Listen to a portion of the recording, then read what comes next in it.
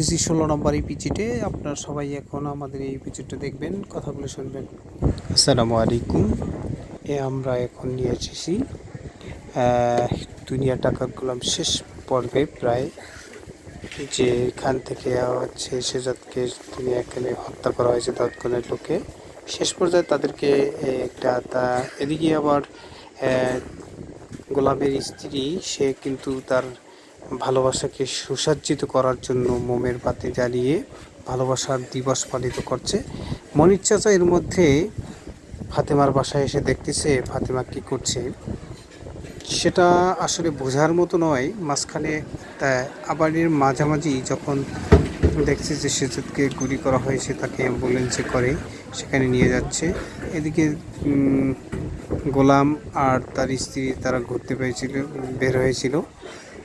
এই পর্বটা শেষ করতে না করতেই যখন তিনি গুলি খেলেন, শেষ পর্যায়ে তার যিনি পিএস ছিলেন তিনি তার স্ত্রীকে ফোন দিয়ে বললেন যে, ম্যাডাম, আমরা তো আমাদের স্যারকে তো তৎক্ষণাৎ লোকেরা গুলি করে দিয়েছে, আমরা সেখান থেকে তাড়াতাড়ি করে অ্যাম্বুলেন্সে করে আমরা চলে যাচ্ছি। এদিকে ফাতেমা কিন্তু এই মুহূর্তে তার মেয়েকে ভাত খাওয়াচ্ছিলেন।